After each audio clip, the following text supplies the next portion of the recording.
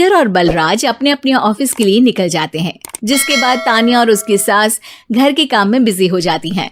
तभी रसोई में से तानिया के चिल्लाने की आवाज आती है।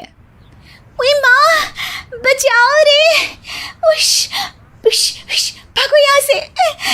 तानिया की आवाज सुनकर उसकी सास भी वहां आ जाती है। अरे क्या हुआ? और इस तरह स्लैब पर चढ़कर क्यों बैठी हो? उस छिपकली की वजह से। है? छिपकली? अरे कहाँ है छिपकली?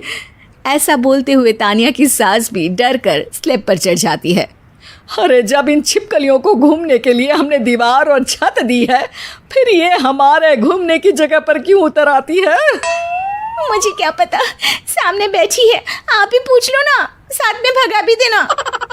इस पर सास डरते हुए स्लैब पर बैठी बैठी ही छिपकली को भगाने की कोशिश करती है। हुश, हुश, हुश, अरे जा ना, वापस अपने घर जा। सासू माँ, छिपकली है, कुत्ता नहीं। अरे हाँ, छोटी सी ही सही छिपकली तो है, तो तुम ही भगा दो ना। तानिया की सास उसे स्लैब से नीचे गिरा देती है, जिस पर छिपकली तो डरकर भाग जाती है। लेकिन दोनों सास बहू के बीच टॉम एंड जेरी वाला खेल शुरू हो जाता है। आपने मुझे धक्का क्यों दिया? मुझे कुछ हो जाता तो? अगर वो मुझे खा जाती तो? अरे छिपकली थी, डायनासोर नहीं।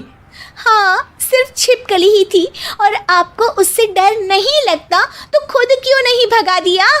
अरे तेरे होते हुए अगर मुझे काम करने पड़े, फिर बहू होने का फायदा क्या है? इसी तरह सुबह से शाम हो जाती है।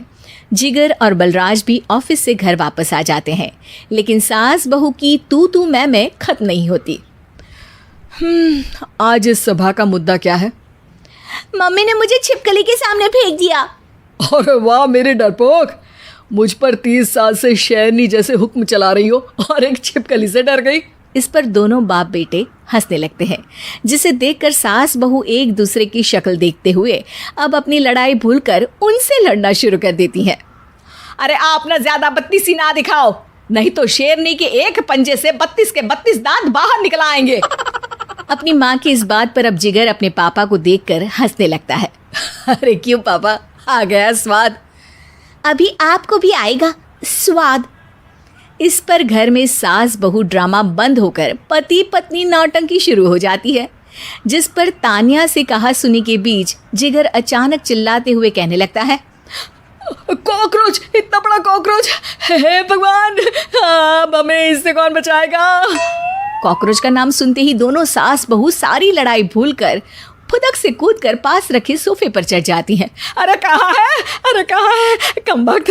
अरे उसे भगाने की जगह अनाउंसमेंट तो ऐसे कर रहा है जिससे 12:40 की आखिरी लोकल है, छूटनी नहीं चाहिए। अरे भलाई का तो ज़माना ही नहीं है। ठीक है भाई, अब मैं आपको बिल्कुल भी नहीं बताऊंगा कि आपके पीछे भी एक। जिगर की बात पर एक बार फिर दोनों डर से उछल जाती हैं, जिसके बाद जिगर और बलराज इसी तरह कभी कॉकरोच तो कभी छिपकली का नाम लेकर उन्हें परेशान करते रहते हैं। अगली सुबह ये दोनों हमारे डर का ऐसे मजाक बना रहे थे जैसे खुद कभी किसी चीज़ से ना डरते हो। ये जिगर ना बचपन में तो चींटी से भी डर जाता था। पर मम्मी, उन्हें डराने के लिए मैं चींटी तो नहीं पकड़ सकती।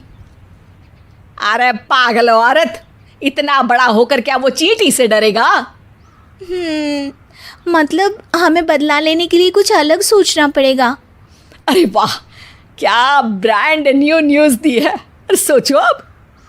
दोनों बहुत देर तक जिगर और बलराज को डराने के लिए अलग अलग तरीके सोचती हैं, पर किसी भी अंजाम तक नहीं पहुंच पाती, जिस पर तानिया की सास उससे कहती है। हम उन्हें नहीं डरा सकते, पर अपना डर तो ख़त्म कर ही सकते हैं ना। अगर हमारा डर खत्म हो जाएगा तो फिर वो अपने मज़े के लिए किसे डराएंगे और इसी तरह उनका पचका हो जाएगा। हाँ, नाइस आइडिया, पर मुझे इससे डर क्यों लग रहा है?